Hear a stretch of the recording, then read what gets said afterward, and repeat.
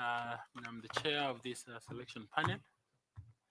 And on behalf of this team, allow me to thank you for showing interest in the position that I was advertised for, member of the IEBC Commission, and to congratulate you for being shortlisted for the same. I will ask my colleagues here to introduce themselves. Then after that, we will proceed. Thank you. Good afternoon, Madam Ruth. Good afternoon, Madam. My name is Linda Kiome, and I serve this panel as the Vice Chair. I want to take this opportunity to welcome you to your interview session. Karibu sana. Thank you. Madam Ruth, karibu. Asante. Naitwa Andrew Tanui, mwanachama wa jopo hili la uteuzi. Asante. Asante. Good afternoon, Madam. Good afternoon, Madam. Caroline Kituku, karibu. Thank you. Good afternoon, Madam. Good afternoon. My name is Adam Solo, a member of the selection panel. Thank you. Good afternoon, Ruth. Good afternoon. Karibu sana. My name is Nicodemus Bore. Good afternoon, Madam. Good afternoon. My name is Fatima Ali Saman, a member of the panel. Please feel welcome. Thank you. Good afternoon, Madam Songa Kulundu. Good afternoon, And Madam. Karibu sana. Asante. My name is 𝐒𝐨𝐧𝐠𝐵, and I'm a member of the panel. Okay. Madam Ruth, how are you? Fine, thank you. You're low in spirit or you're okay? I'm okay. Yeah, good. Let me welcome you. My name is Evans Misati. I'm a member of this selection panel, and we welcome you to this interaction session. Thank you. Thank you. Ruth, you have a pen and you have a notebook for you to use, and introduce yourself to us. We'd like to know you. Give us those details of your profile that are significant for the role you have applied for, and for us to know, and mention if you're a member of any professional society or group, and if at all you have received any award or honor in your name. Please proceed. Okay. Thank you, Chair. I am Ruth Hatievi Songa Kulundu. I come from the western part of the country, specifically Kakamega County.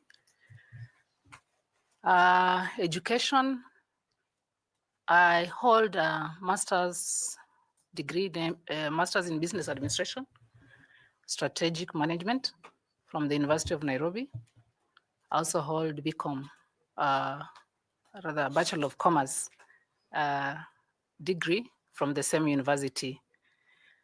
I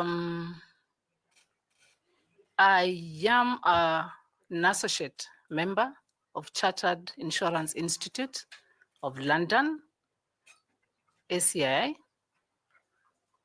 and also the Insurance Institute in Kenya, AIIK. I'm also a member of the Chartered Institute of Arbitrators, Kenya chapter. And Chair, these professional papers have enabled me to acquire management skills that have helped me grow through the ranks. In addition to that, I have also attended various courses at the Kenya School of Government. 2014, I did senior management course, which is a middle management course that sharpened my skills, management skills, in middle management. Also, 2018, I did a strategic leadership development program, which is the equivalent of a PhD at Kenya School of Government. And it also sharpened my various leadership skills that have enabled me to do my work in my current station. Chair, when it comes to my work experience that brings me here, for 17 years, between 1992 and 2009, I was in the private sector, specifically the insurance industry. I proceeded to IEBC. I worked for an insurance broker by the name Kabagi and Mwiriki Insurance Brokers. Currently, they are called Pacific Insurance Brokers. They handle corporate accounts in the country, and I left at a managerial level. Therefore, I acquired a few management skills while there. 2009, I joined IEBC as regional elections coordinator in charge of Nairobi region. That comprised of Nairobi County and Kajiado County. And in this position as regional elections coordinator, I was in charge of all the electoral matters in the region and all the mandate that the commission has in Article 88, ranging from voter registration, review of the voters' roll, up to regulation of nominations in political parties, voter education, all those. In addition to that, I was in charge of the administration wing of the region, HR, finance, procurement, all those. In 2017,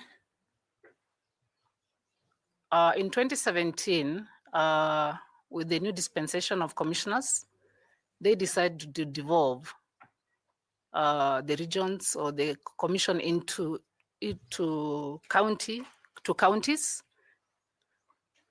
Therefore, I was transferred to Siaya County, and I played the same role again, just like a regional elections coordinator. And while in Siaya, that's when there was an advertisement for Deputy Commission Secretary. I applied and I was transferred, or I was promoted to headquarters in March 2022. So currently I work as a Deputy CEO in charge of operations. And in charge of operations here, I'm in charge of the directorate that handle the core mandate of the commission. One, the Directorate of Voter Registration and Electoral Operations, Directorate of Voter Education, Partnerships and Communication, and lastly, Director of Boundaries, but which has been combined with other directorates. So it's called Directorate of Research, Electoral Operation, Electoral Boundaries, and Risk Management. So that's where we are chair.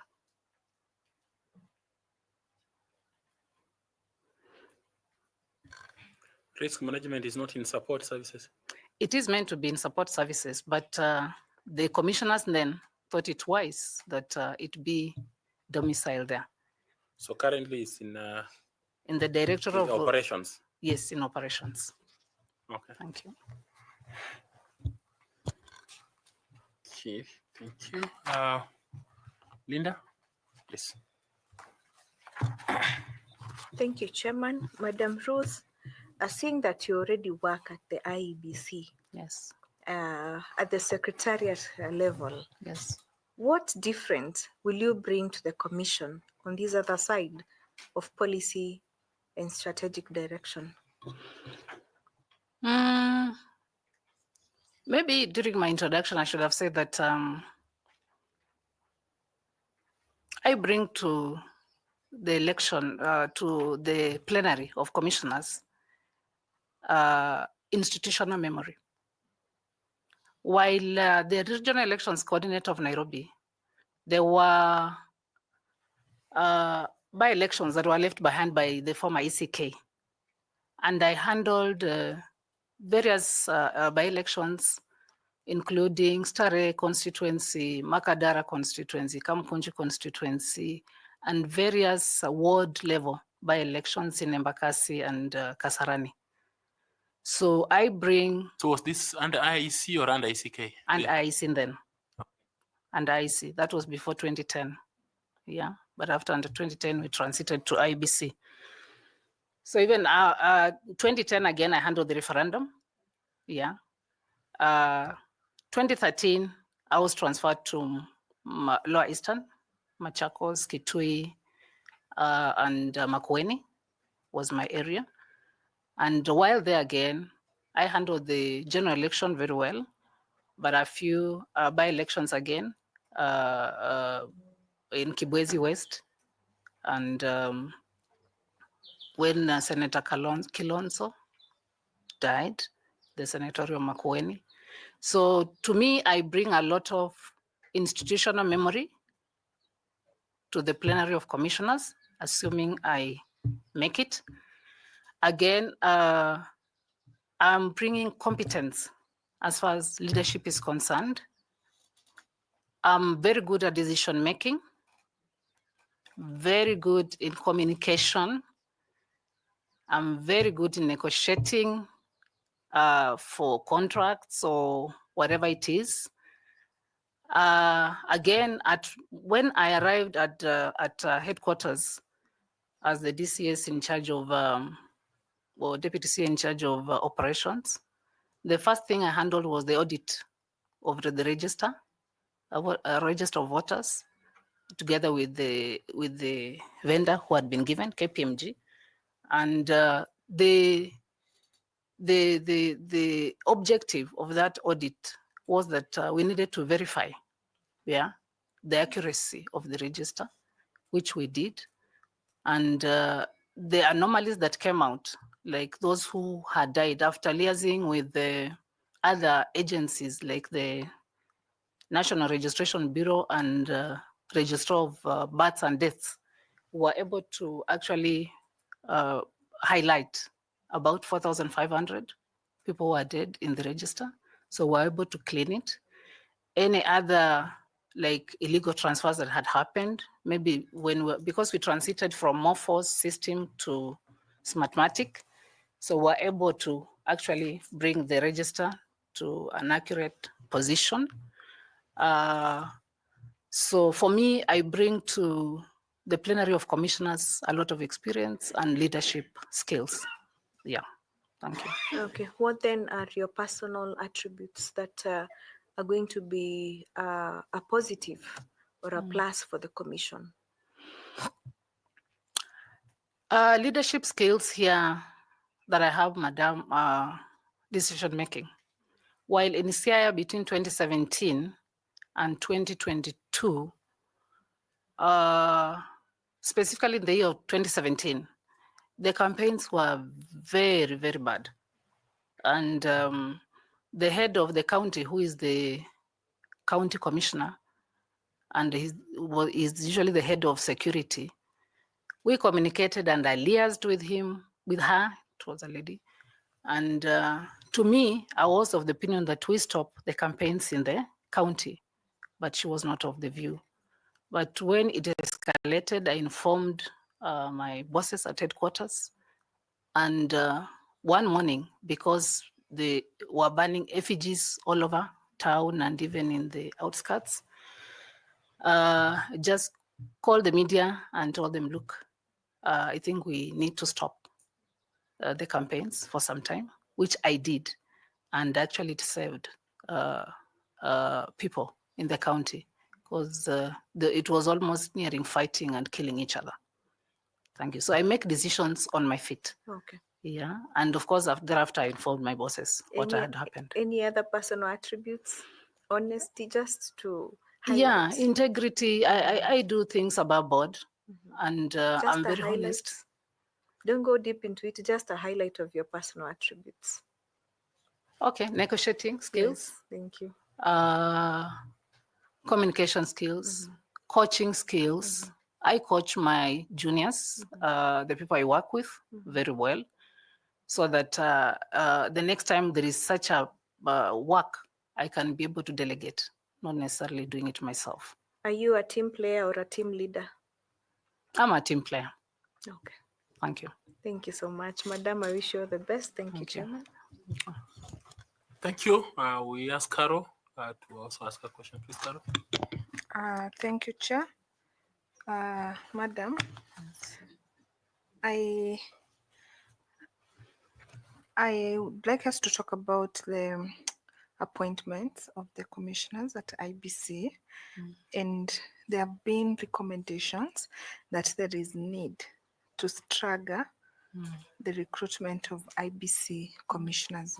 How would this proposal improve the institutional stability of the organization, of the institution, IBC, and what are the risks that may come across by such a proposal? Yes, it is advisable that the 7 commissioners are staggered. And this was going to happen had the commissioners who came in 2021 stayed full term. It is advisable to have that so that the commissioners who remain behind, they can now pass over to the incoming commissioners institutional memory. And they can also bring them to speed on what they have done in the previous years. So that way, then, even if they came in 2 years too, or even 1 year to the election, they'll be able to catch up. But you see, most of the time they come at just one, like those who came in 2021, came almost 1 year to the. So the risk is that they may not get to know the processes, the electoral processes in the commission. Yeah. So for me, as IREC report put it, it is important that the commissioners come in at least 2 years to the election period or election year. All right. So just a follow-up on that, and from an insider's perspective, what would happen if there is the staggering, if it brought in issues on functionarism? You know, there are 2 functions, the older ones versus the new ones, and differing agendas. Would that be a good thing, or how would you propose to sort out such an issue? Thank you, Madam. I think that's why we have a board charter. We also have committee charters, and then down to the staff secretariat to have service charter.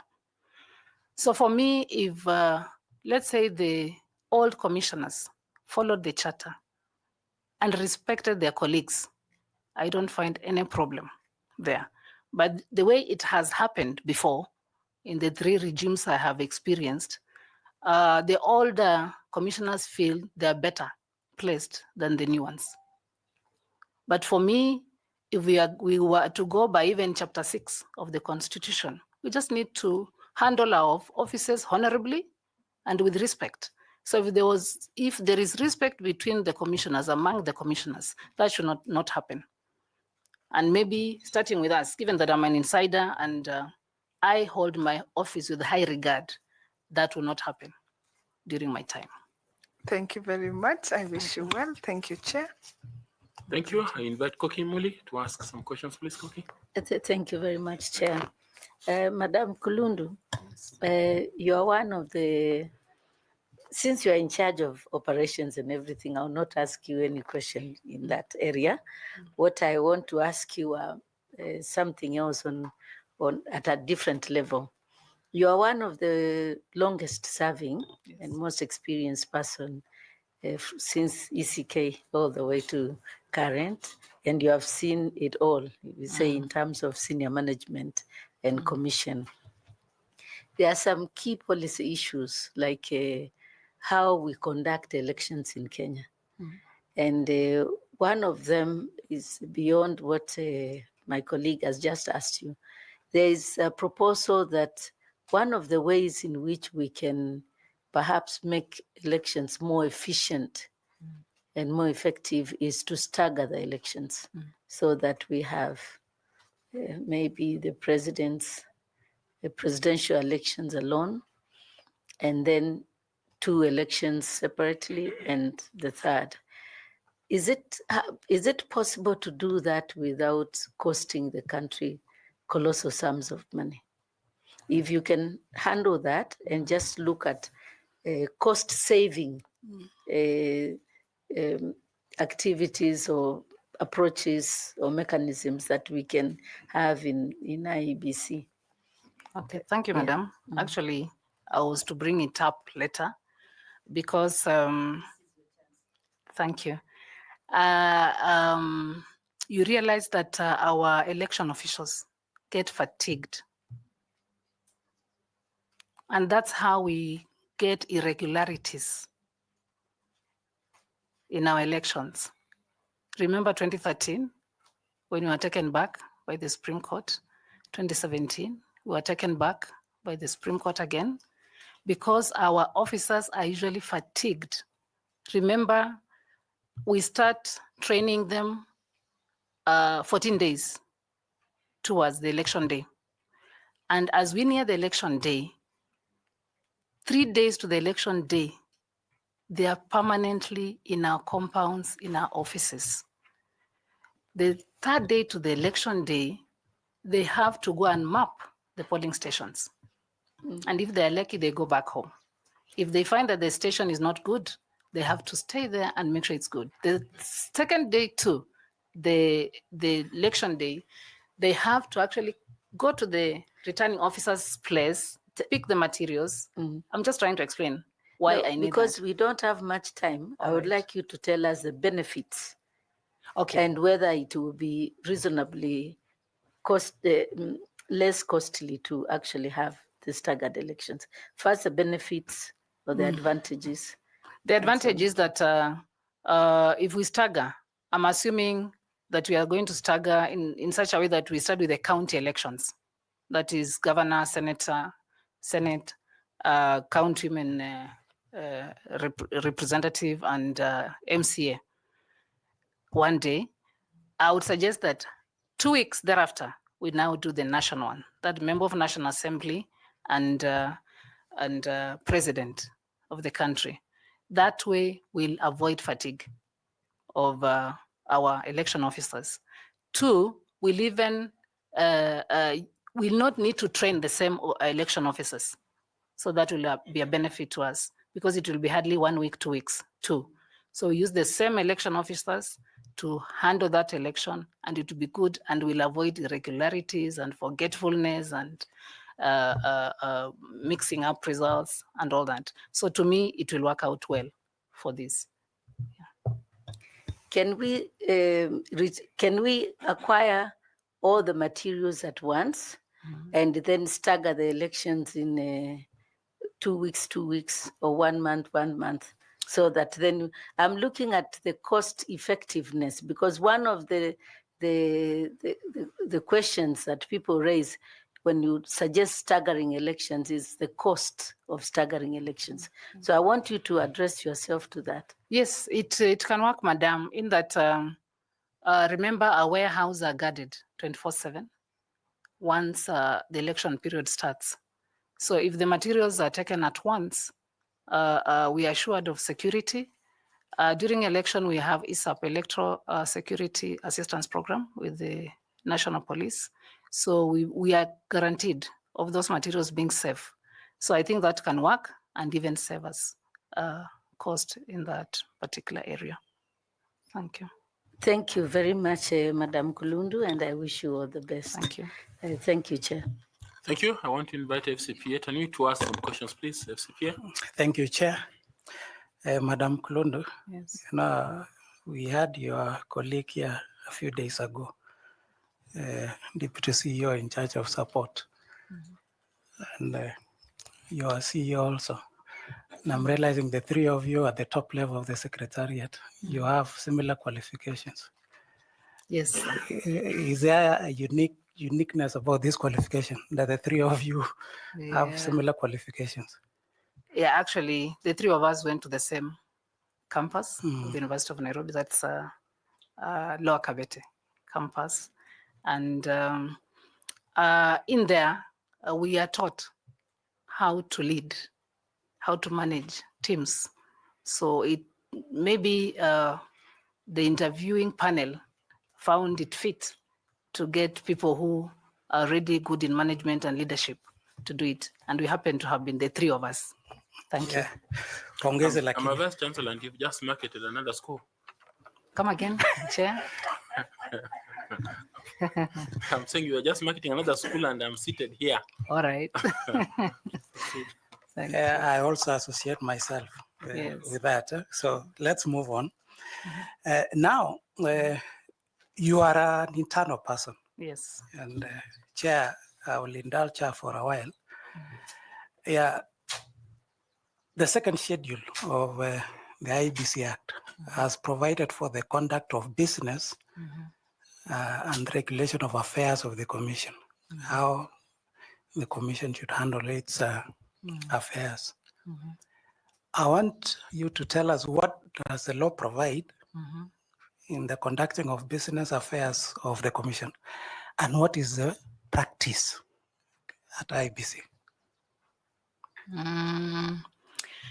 The second schedule of the IEBC Act, yes, provides how the commission should conduct its service.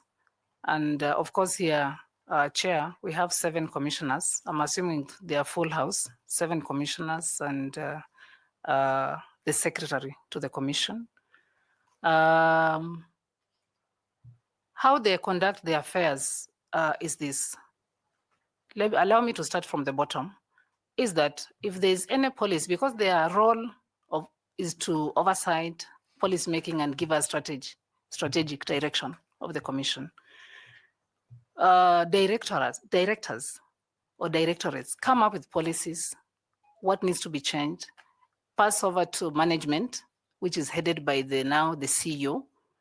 And then once the management approves a given policy, it proceeds to the committee level. Let me now talk for myself. Let's assume it is from voter registration and electoral operations document or policy.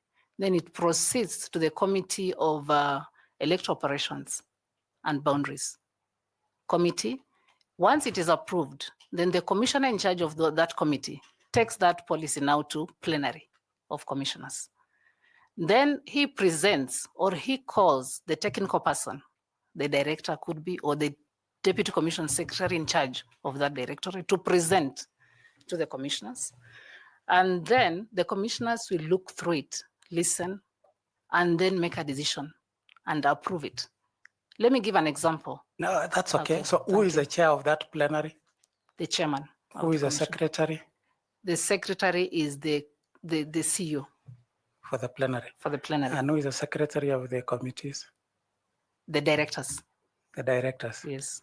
So what is the role of a deputy CEO in that process?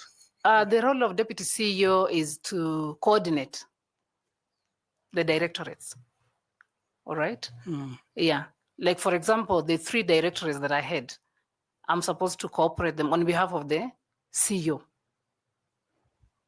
so that it is easier now for me to sieve for the CEO, and then CEO now passes it over to the commissioners.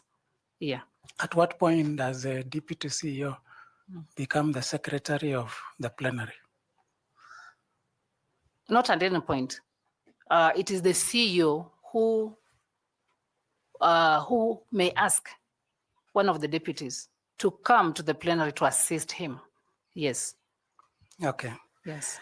Now, based on that statement that you've made, yes, and I believe you remember the 279th meeting. Yes, I plenary do. meeting. Yes. That was held on 26th of August, yes. 2022. Yes. So in that particular meeting, and now you want to be a commissioner. Yes. So under what circumstances did you become now the secretary of a plenary? If you allow me to go back to how it happened, is this. 2 days before that meeting, or before that, I had been asked by the CEO to be going to the plenary to assist him in doing the meeting. Remember, I had just come from the field. And I didn't know how the headquarters was running the business. So he asked me, please be coming to the plenary so that you be assisting me in the process. You get to know how we run the affairs, which I appreciated. Now, after the general election 2022, we were at Supreme Court, and the vice chair did a memo to the chairman requesting for a meeting. When she requested for a meeting, she copied all the commissioners, the 7 commissioners, copied the CEO, and I was also copied because I was the one who used to take minutes. So I even had the book of the minutes. So when she called for the meeting, I assumed everybody was going to attend that meeting. I was in my office. The vice chair called me, come to the meeting. And since I had received that memo, the CEO had received the same, the 7 commissioners had received the same. Me, I went for the meeting.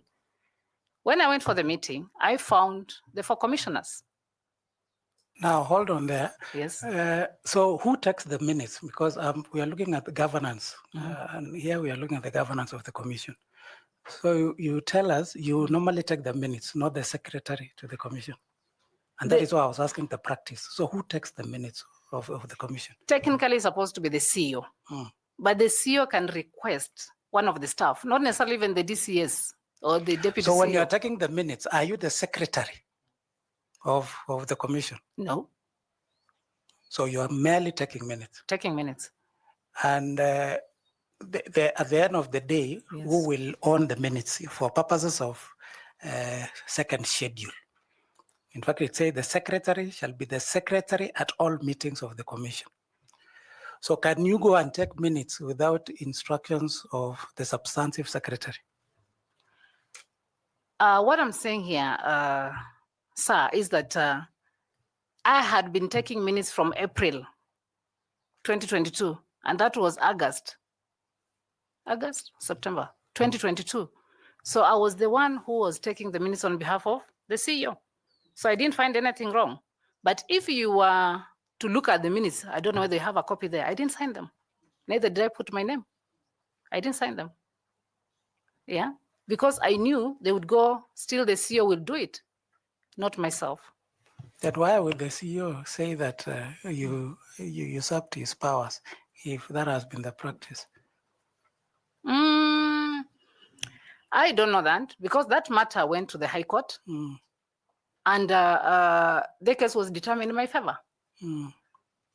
Just to let you also know that my letter of appointment says that I report to the CEO and any other authority above my position. So when the vice chair called me to the meeting, should I have refused? Now put yourself now as a commissioner. Yes. And you are in that environment, you are in charge of secretariat. There is a chairman of the commission, there is a secretary.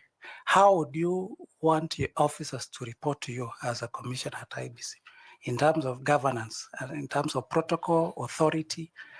How would you do it differently, or what practice would you want to have? I would want to have the secretariat report to me as a commissioner through the CEO. That is the governance. And in that particular case? I did it because the vice chair called me. Vice chair is above my authority, so I had to respect him. But in terms of protocol now, you've told us you would want to come through the CEO, isn't it? Yes. So in that case, did you inform your CEO that I have been invited by or requested by the vice chair to chair this meeting? That same day, sir, is the day we were burying the returning officer of Embakasi East. So I didn't know that the CEO had already left the office. I didn't know. So for me, I did what I was supposed to do by the vice chair, and I left for the burial in Mwala, only to get there and find the CEO. Okay, there. So for me, again, I didn't know when I was called by the vice chair that I'll not find the other 3 commissioners. Neither did I know that the CEO will not be there. So when I found myself with the 4 commissioners, should I have run away? Should I have taken off? I just told you that I handle my office with honor. So I did what I was requested to by my bosses, and I left. So what would you recommend in terms of having looked at what transpired that time, the experience that you went through? How would you propose? I would recommend that the CEO should do the minutes, or whoever at any one point should do them himself or herself, because it has left a very bad taste in my mouth, and it was not nice. And the work of the commissioners, how would the commissioners handle? What would you propose? I propose that they also now deal with the CEO and not anybody below the CEO, unless with direct permission from the CEO. because I did what I had to do professionally, how I know. I had the book, and that 279 was the next minute to be done. So for me, and this matter was discussed at the High Court level, and it was determined in my favor because the 4 commissioners said they're the ones who called me. I'm not the one who called for the meeting. They are the ones who called for the meeting. Yeah, actually, I'm aware of the judgment. Yes. And the main reason why it is a procedure that was followed, Yes. where they say that it is a commission which should have dealt with you, not the CEO, in terms of interdiction, and that was the main reason why the case was discussed in your favor. But I want There to are many appreciate- reasons, sir, yeah. which maybe I don't know whether they want us to discuss here. No. Yeah, it was a decision of the chairman and not the plenary to interdict me. So for him to have interdicted me, he needed 4 commissioners to support him. Quorum, yes. Yes, that was one he of the did it reasons. himself. It was a personal issue and not plenary issue. Thank you, Chair. I wish you well, Ruth. Thank you. Asante.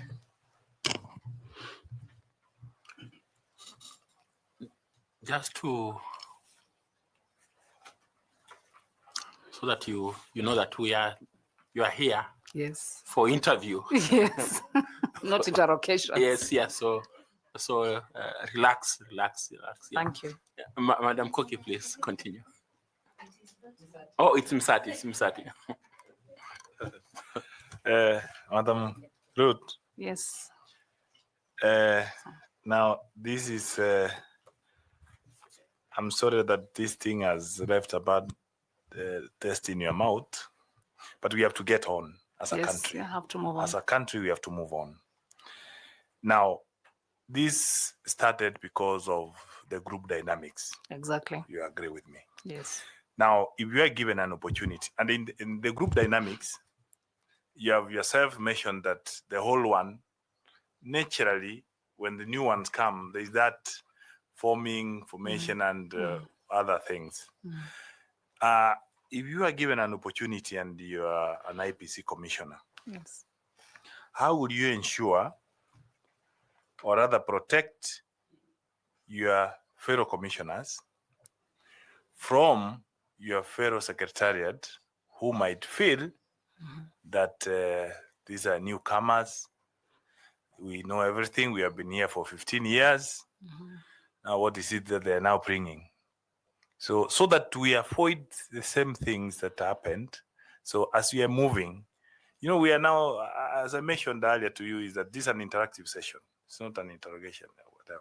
So please tell us, what will you do? Because we now need to move as a country to another level. Thank you. Thank you, Mr. Misati. I'm hoping that I'll be considered and I'll be among the 7.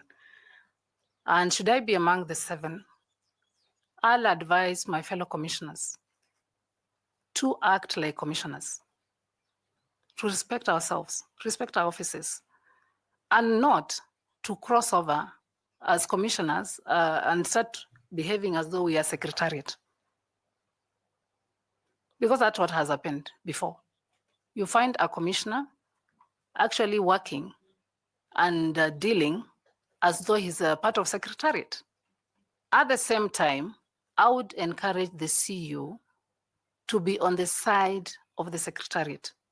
He is supposed to manage and lead the secretariat and protect them, and not to be on the side of commissioners. Again, what has brought issues here is you find the CEO is on the side of commissioners. Yeah. Like in my case, sorry to go back to it, the CEO should have handled it as the head of secretariat and not to handle it as part of commissioners. So for me, as a commissioner, I will ensure that roles are clearly spelled out in the board charter and any other charter the commission will be having, so that everybody knows the boundary where to go to as a commissioner, and everybody in the secretariat knows that they deal with the CEO. So there is clear demarcation of roles. Thanks so much, and I wish you all the best. Thank you. Thank you very much. just to follow up on that response, suppose you're not successful, what would be your advice? Chair, I would advise the commissioners who are coming in to do the same, to respect the officers, their roles, and act as commissioners. They are policymakers, they are strategic thinkers, they are to do oversight, and not to come down and act as though they're secretariat. You find actually it's like you are competing roles with commissioners as secretariat. So each person just to guard the offices. Is it a problem of law, or it's a problem of personalities? I think it's a problem of personalities because the law is there. It's very clear. The IEBC Act is very clear what our commissioner should be doing, isn't it? And our HR manual also spells out what is our role as secretariat, isn't it? When they are in the committees, how should they handle the matters? Because they also come to the committees. They should handle the matters, commissioners, because they are there to chair. Yeah, even if you are a commissioner is a member, because usually there is a member also, a member commissioner of a given committee, just to help each other. Assume that you are the chair. Then let the technical person fill you in what the document or the policy is all about, or what the suggestions are all about. Then you make a decision as the chair of that committee. But you don't go back and start doing the work of the technical person. Do you think that, don't you think that the problem is that the commissioners bear the public blame and image and face? And so to that extent, they feel obliged that they need things to be done right, so that then they can bear the blame correctly. I agree with you. I agree with you, Chair. But let me give an example. Even the elections we handle in the field.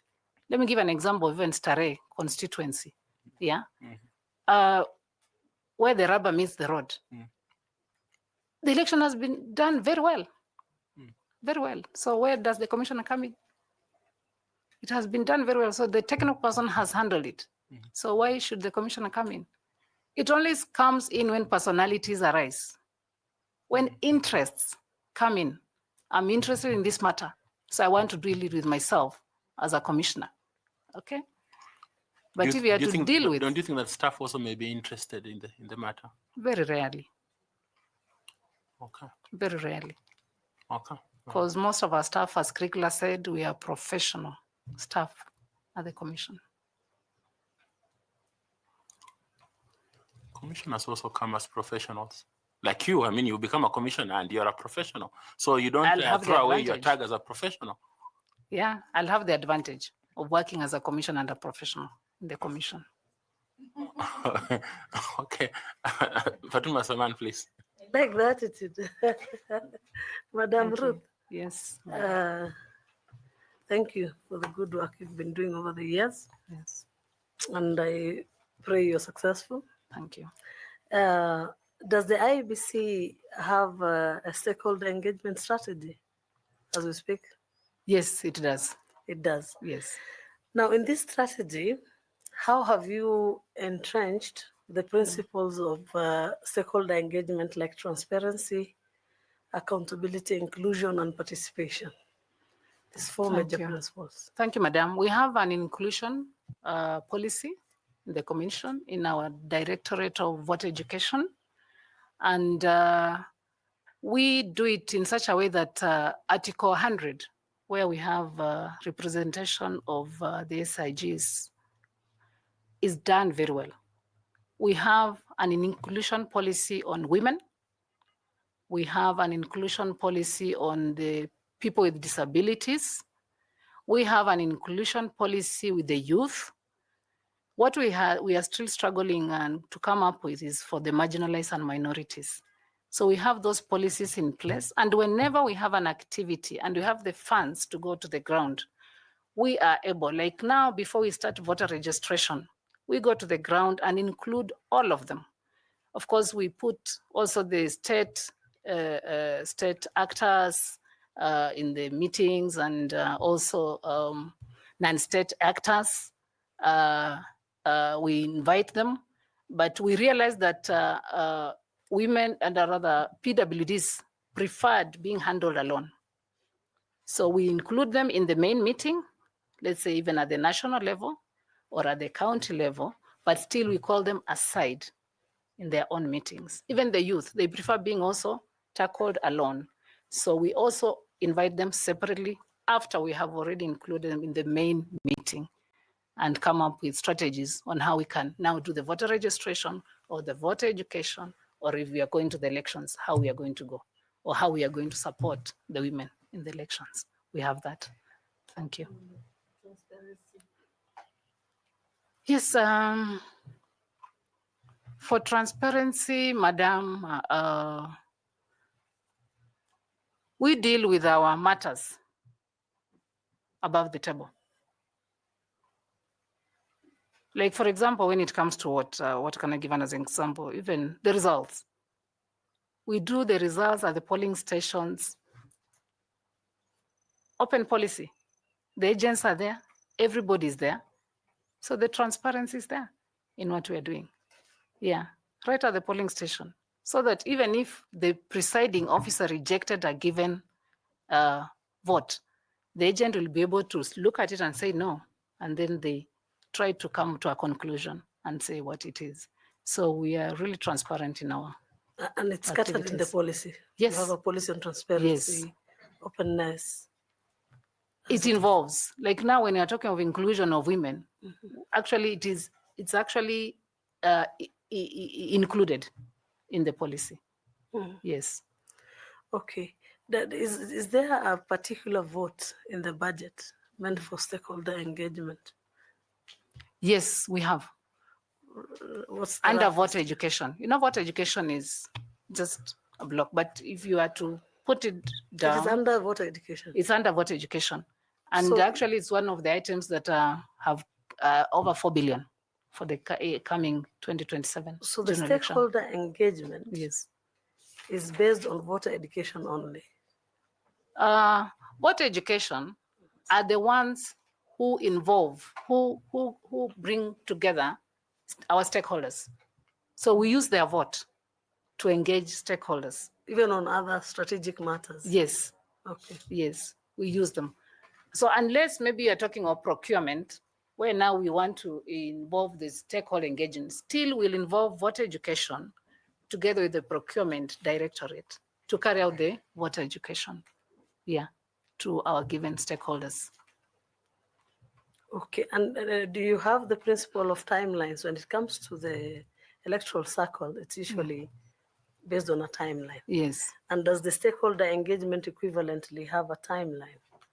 Is there a particular calendar that at this level, at the planning level, at the evaluation level, at the review level, before elections, during elections, and after elections, is there specifically? Actually, we involve them in all the activities of the electoral cycle, starting with the legal reforms.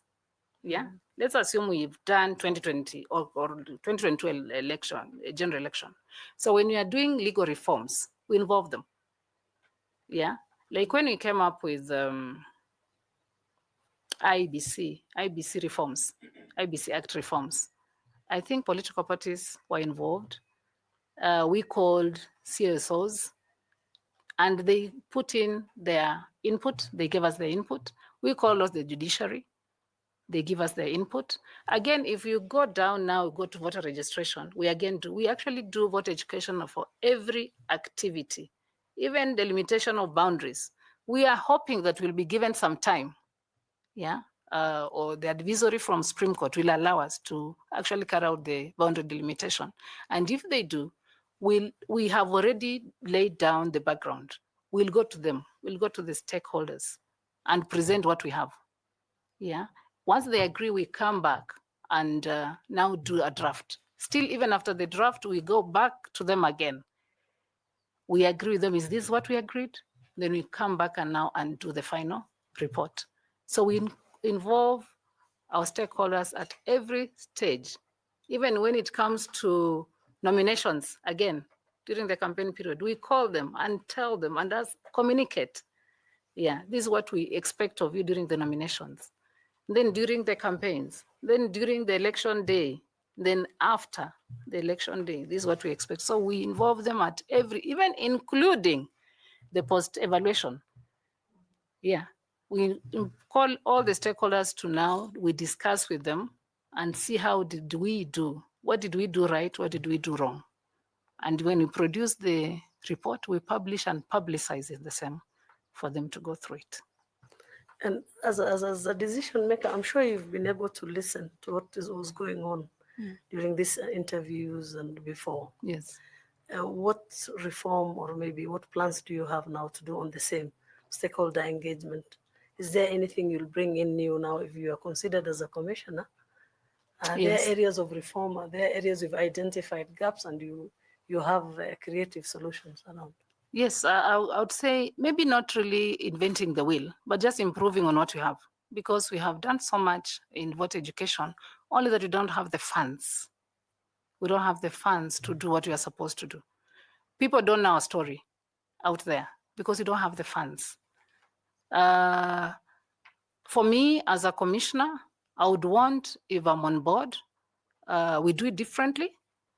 We can source for funds even from our development partners.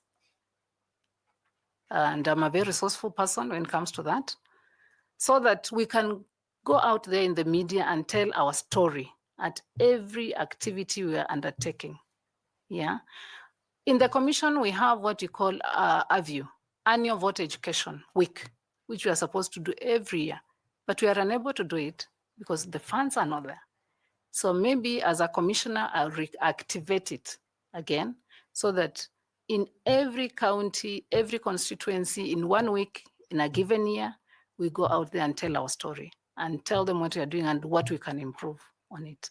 So, and then again, I would also try to engage the media because the media can make or break you. Yeah. So for me, I would really engage the media so that they can also go out there and tell our story. Because actually most Kenyans don't know most of what we do as a commission. Thank you. Thank you very much. I wish you well. Back to you, Chair. Thank you. I want to invite Mr. Bore to ask some questions. Bore, please. Thank you, Chairman, Madam Ruth. I also want to congratulate you for the level at which you have reached as a Deputy CEO. Thank you. And I've seen you are a tough nut to crack. Now, what is the trust levels of IEBC according to the public opinion at the moment? What do you think is the percentage trust level? On a scale of 1 to 10? Yes. I'd give it 4%, 4, 5, which is not good. It's below average. Yeah, I think you marked too highly. You're at 26%. And the other day, your team presented a budget. Yes, sir. To Parliament. Yes. Of about 61 or 62 billion shillings. And most of the people in the public were asking, why is all this amount of money going? Given a chance to serve in the commission, are there places in the budget of the in the vote heads that you think can be cut down to reduce the budget? Yes, I do. Quite a number of them. One, when it comes to electoral operations, I would suggest as a commissioner that we pilot and do ballot papers internally as a country. You realize that the ballot papers we have handled up to 2022, they have more than 8 security features. And I don't think even our legal tender money has that kind of securities. Why? Because of the trust levels are very low. So I would want to buy in as a citizen of Kenya and my fellow citizens to give us the goodwill and give us a chance so that we can pilot with one of the positions. It could be MCA, it could be women rep, so that we see if this thing can be done locally. And Chair, if you were to do that and probably do for all the 6 positions later, maybe 2032, would drastically bring down the budget. As it is now, the ballot papers will be about 5 billion, and that is removing 5 billion from the economy and taking it to another economy. Remember me, I'm a trained money person. So for me, I would rather maintain this money within the economy and create employment for my fellow citizens, rather than because of the trust levels, take this money and take it out. So I'll do that. Secondly, on what has also been ailing us as a commission is the bills for external lawyers. Together with other commissioners, I would recommend, or I would suggest that we look at the cost benefit analysis of either having in-house lawyers, increase the number so that they handle our matters, vis-a-vis having external lawyers. But for me, I would really go for in-house lawyers. Right now we have less than 20, I may say, but assuming we got about 60, they would really handle our matters and handle them effectively, and only go for an external lawyer where maybe we want an external input, yeah, which would drastically bring down our bill. Because as it is right now, in the 61.7 billion, I think it's about 4 billion that is we have budgeted for legal. So that will bring it down. And again, when it comes to technology, I don't know whether you know this, but we have Kenyans who are actually helping other EMBs, electoral management bodies out there, Nigeria, Zambia, Congo, Kenyans who are actually coming up with the technology that is running the EMBs in those countries. So for me, I would go for a local solution and have our ICT gurus give us that technology here, would bring down that bill drastically. And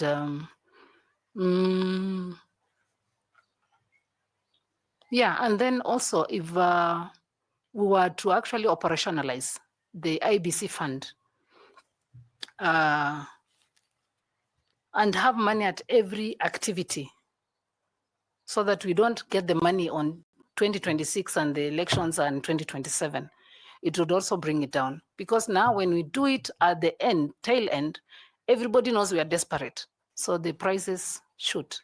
And somebody tells you, I'm not bringing my vehicle until you pay me, or until you double the amount.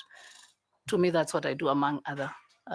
So with that in mind, it's how much will it reduce the tentatively, or approximately how much will it reduce the bill to? If you were to go the internal local way, yes, would come to about 40 billion max. And remember, even the 40 billion will be creating employment within the country. Yeah. We'll not be taking it out to other economies. Thank you very much, and all the best, Ruth. Thank you.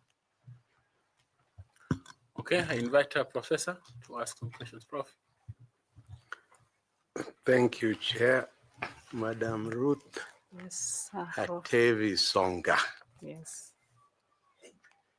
Values and Principles of Public Service, Article 232(1) at C says, the values and principles of public service include responsive, prompt, effective, impartial, and equitable provision of services. Yes. Do you have it? I do, Prof. How so? Come again? I asked how so. How would we know that you have it? Okay, fine. Responsible.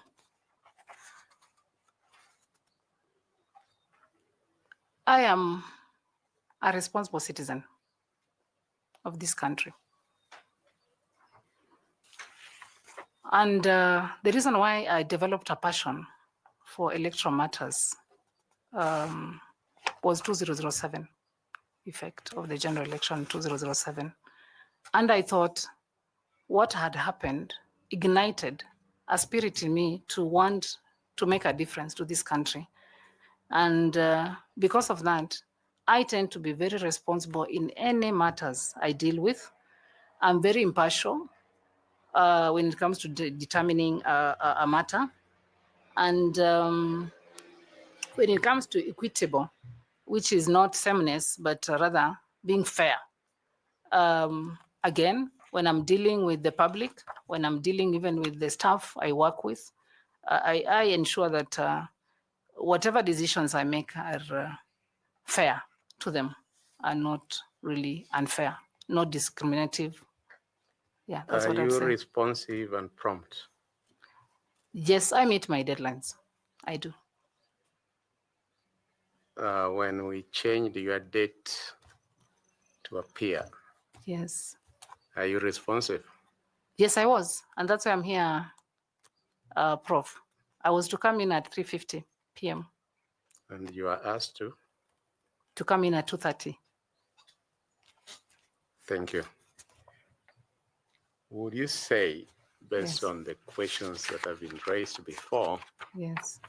that other than the boardroom rupture at the commission, there was also a secretariat rupture? That is 2020. Two. In relation to the case that you are asked about. I wouldn't say so, Chair.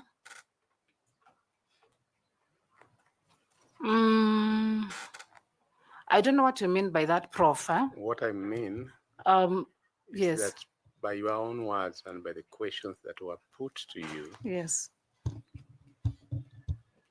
and by your own talk, Yes. you said that the CEO sided with the commission and that he should have stayed with the secretariat that he heads.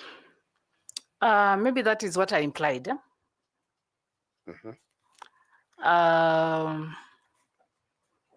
And what maybe made me to say that is that my case on what happened in 2022, like for example, when we usually move to Bomas 2 weeks to the election day. And I got a letter from the chairman completely removing me from electoral operations and say that I'm going to be in charge of protocol and dignitaries. Yet you are deputy I felt CEO cited. Operations. Yes. I felt the CEO had not defended his staff. That's why I refer to that. Because for me, I don't know whether I felt belittled. In the whole matter, I was not happy. Because, first of all, I was not even given the terms of reference of what I was supposed to do, that protocol and dignitaries docket. So throughout your tenure, you are in operations. Yes. But when it matters most, yes, you are in protocol. I never even held a Form 34A while in Bomas. My work was to bring in ambassadors, UN dignitaries, make them comfortable, give them a cup of tea, and go and call the chairman to speak to them. I felt belittled. That duty, according to the governance protocols, yes, that duty, they say that it was right to give you that duty. Let me not go that it was wrong. We should have assigned you that duty that day, according to the governance protocols. It is the CEO who should have assigned me. Actually, the letter was signed by the chairman. And not the CEO. And not the CEO. And the CEO did not raise any issue. Did not raise an alarm. He was not concerned about it, but I raised it to the commissioner, who had been put also in charge of protocol and dignitaries. I told him I'm not happy about this, but because my letter of appointment says you'll do electoral operations and any other duty assigned by you to you. So that clause made me to, including protocol and giving dignitaries tea, a cup of tea. So I did it and did it very well, Prof. And surprisingly, when I visited Ethiopia on a different mission, I met a dignitary whom I had served tea at Bomas of Kenya. And she held me with very, very high regard. And she told me, I respected you for that. And yeah, she gave me accolades. Because we don't have enough time. In the earlier, on that particular case, on the question of whether governance protocols allow you to be a secretary of a commission meeting. Yes. You are on record saying that from April, the CEO, on his own motion, had been asking you to take minutes on his behalf. Yes, he did. You are also on record that whenever you took those minutes, you never signed them. I didn't. Because you are not the CEO. I'm not the CEO. And because the CEO had asked you, you had no otherwise but to take the minutes. I didn't take it badly, Prof. By the way, I took it positively. I've been doing minutes since I left campus, and it has given me an impetus to other positions. For me, I took it positively, and I was doing the work very well until the election happened in August 9th. Article 248.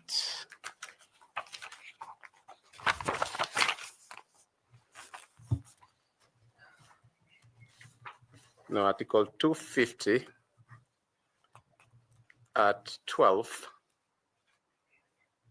talking about all Chapter 15 commissions, including IEBC, says there shall be a secretary to each commission who shall be A, appointed by the commission, and B, be the chief executive officer of the commission.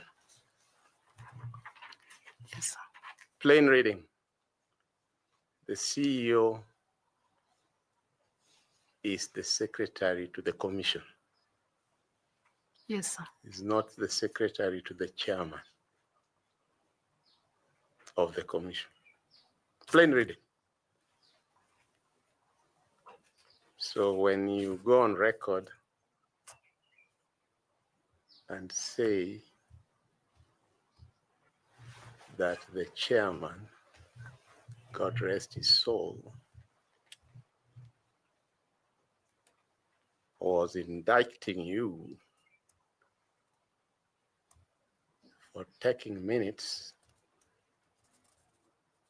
of the commission from where you sit at the time you took the minutes, as per the governance and quorum protocols, was the commission properly constituted? I would say so.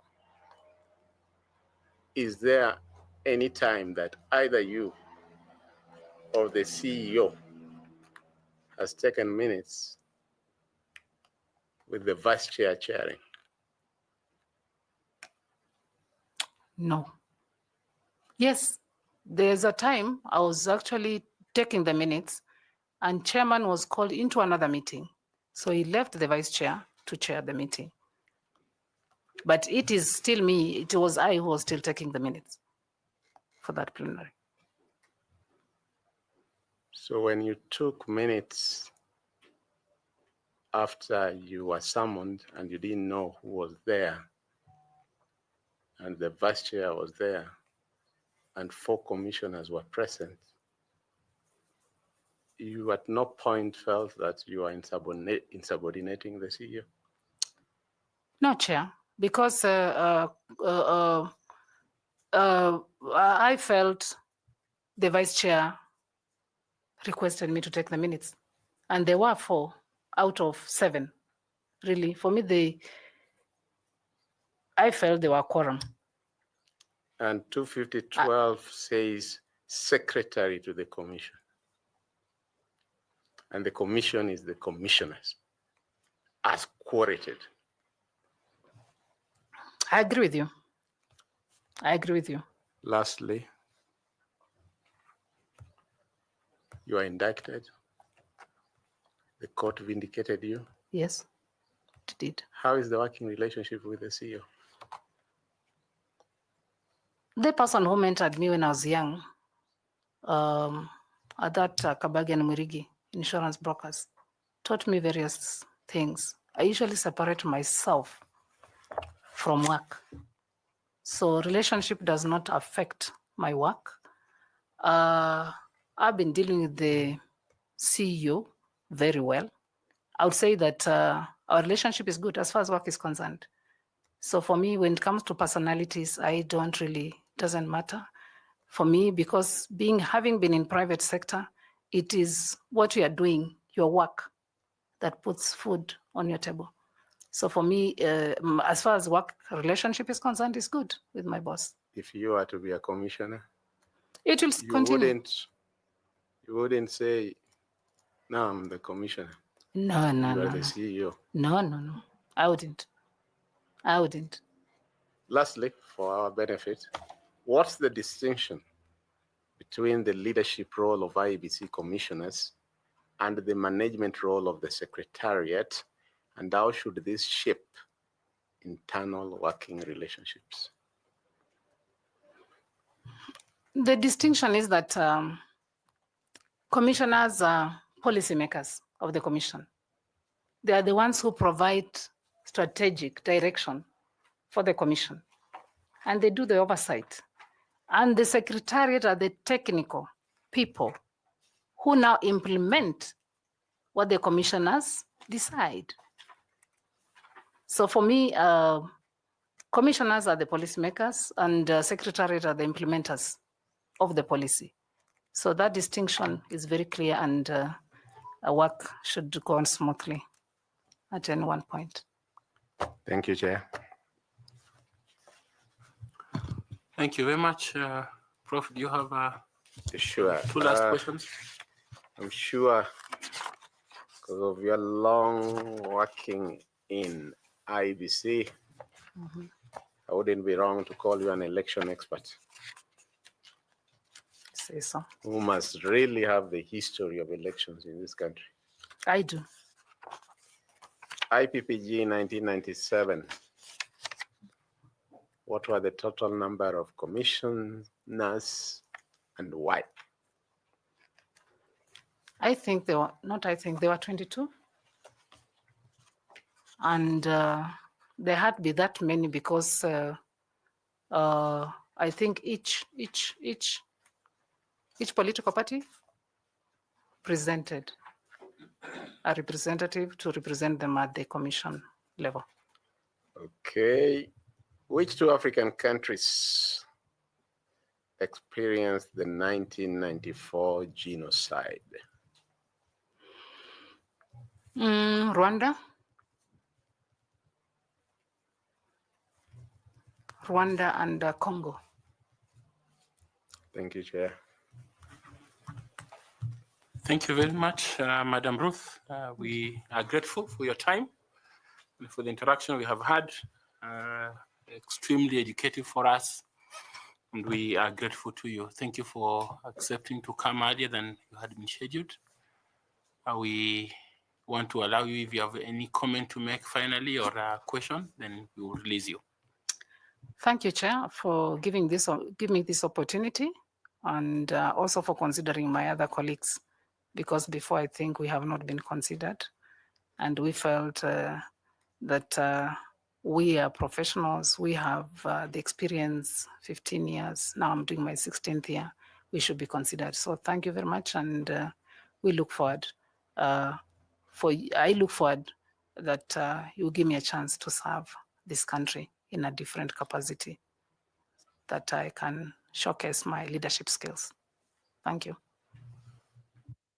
Thank you very much. Appreciated. The notebook is yours. The water is also yours if you like. And there's a gentleman who has your certificates at the door. Blessings to you. Asante.